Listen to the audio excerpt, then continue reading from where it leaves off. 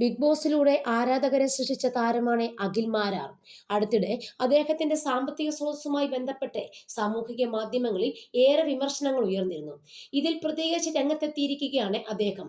GST ഉൾപ്പെടെ കൃത്യമായി അടച്ചു തന്നെയാണ് താൻ മുന്നോട്ട് പോകുന്നതെന്നും ബില്ലുകളടക്കം പങ്കുവച്ചുകൊണ്ട് അദ്ദേഹം ഫേസ്ബുക്കിൽ വെളിപ്പെടുത്തി.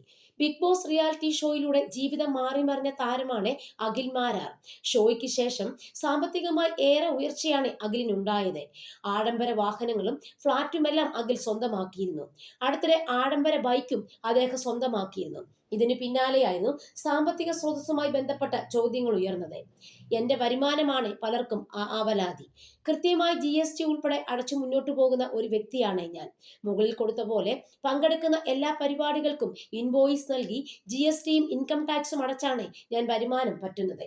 മിനി കൂപ്പർ എടുത്തപ്പോൾ ടാക്സ് ആയത് 11 ലക്ഷം രൂപയാണ്. ബൈക്കിന്റെ ടാക്സ് 2.63 ലക്ഷം രൂപയാണ്. ഇതൊക്കെ സർക്കാർ ഖജനാവിലാണ് വന്നതെന്ന് പോലും പലർക്കും അറിയില്ല.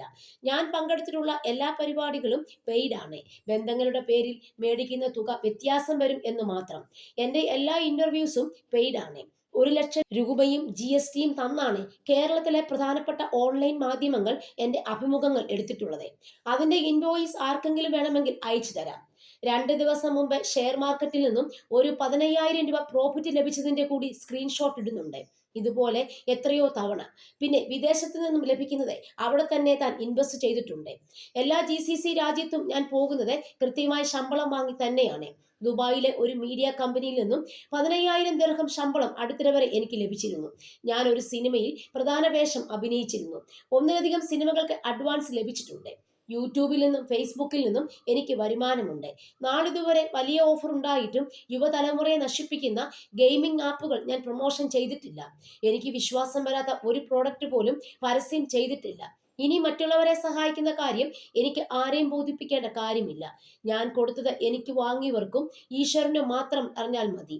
അതെടുത്ത് വിളമ്പി റീച്ച് കൂട്ടി നന്മമരം കളിച്ചാൽ കേരളത്തിലെ നന്മമരം ഫ്രോഡുകളും ഞാനും തമ്മിൽ എന്താണ് വ്യത്യാസം? വയനാട്ടിലെ വീടിന്റെ കാര്യം ചിലർ പറയുന്നത് കേട്ടു. നിങ്ങൾ ആദ്യം പിണറായി വിജയനോട് ചോദിക്കേ, നാട്ടുകാരുടെ കയ്യിൽ നിന്ന് പിരിച്ച 750 കോടി എന്തു ചെയ്തുവെന്ന്. ഏകദേശം 400 കുടുംബങ്ങൾക്ക് ഈ തുകയിൽ നിന്നും 50 ലക്ഷം വെച്ച് കൊടുത്താലും ബാക്കി 550 കോടി സർക്കാരിന് കിട്ടും. അതിന് പുറമെ 1500 വീടുകളുടെ ഓഫർ സർക്കാരിന് വന്നിട്ടുണ്ട്. അഖിൽമാരാർ മാത്രമല്ല, സർക്കാരിനെ എതിർക്കുന്ന ആരുടെ ഓഫർ അവർക്ക് വേണ്ട. വലിഞ്ഞു കയറി ചെന്ന് വീട് വെച്ച് കൊടുക്കാൻ ആർക്കും കഴിയില്ല. സർക്കാർ അനുമതി നൽകണം. അവർ നമ്മളുടെ ഓഫർ സ്വീകരിക്കാൻ തയ്യാറാവണം.